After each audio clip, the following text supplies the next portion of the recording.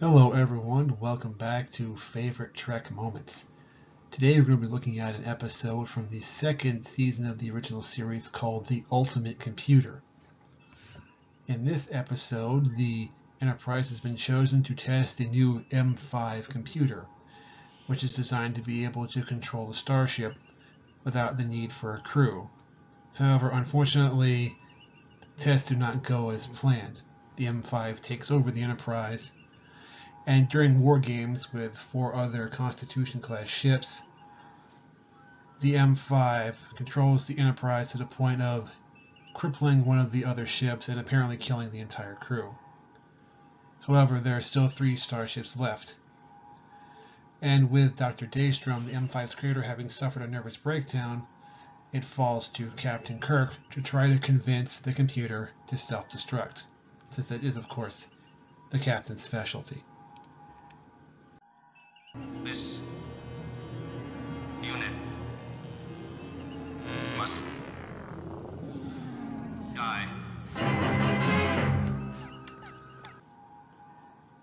So on the one hand, yes, Captain Kirk has talked down the M5 to release control of the Enterprise. However, the guilt that the M5 has felt over the deaths it caused on one of the starships has also led the computer system to leave the Enterprise's defensive systems and communications disabled, basically, as Spock says, committing suicide to atone for the sin of murder. But that leaves the problem of the other 3 starships that still thinks the Enterprise has run amok.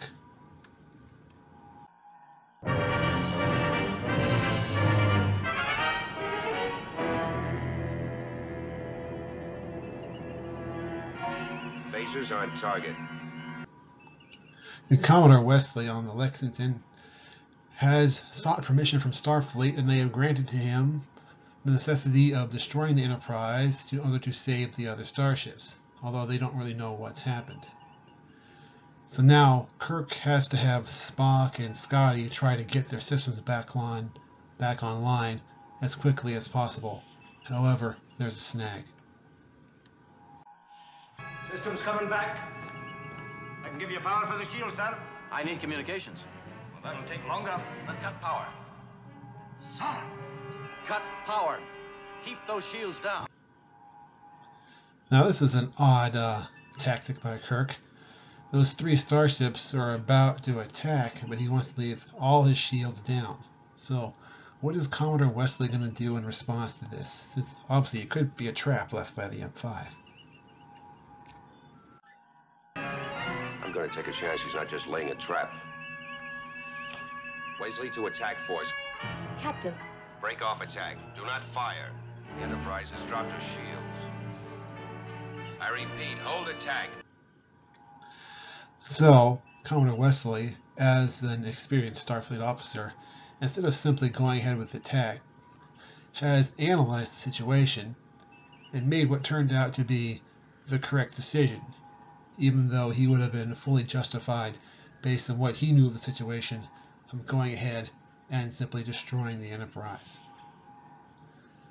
Now, Spock is confused to how the Commodore could have made this type of decision. Logically, that is the sort of trap M5 should have set for them. I wasn't sure. Any other commander would have simply followed orders and destroyed us. But I knew Bob Wesley. I gambled on his humanity. And that's the key to the resolution of this episode. In other words, morality. First of all, Kirk convinces the M5 to shut down after feeling guilt over the lives it's taken on the Starship Excalibur.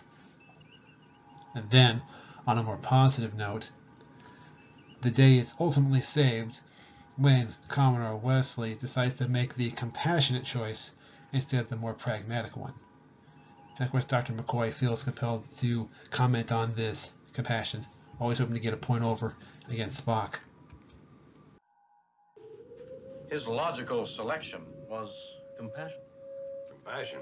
That's the one thing no machine ever had. Maybe it's the one thing that keeps men ahead of them. However, Spock, for once, seems to agree with Dr. McCoy. No, Doctor.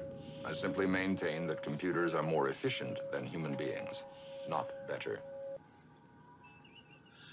I guess you could say that ultimately that is the moral of this episode.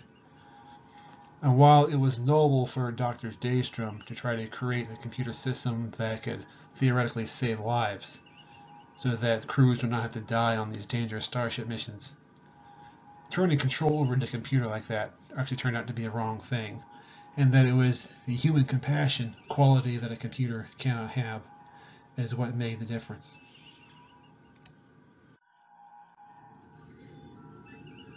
I think this is one of the best episodes of the original series, and I've barely scratched the surface of dealing with this one little part of the episode. There's lots of great stuff.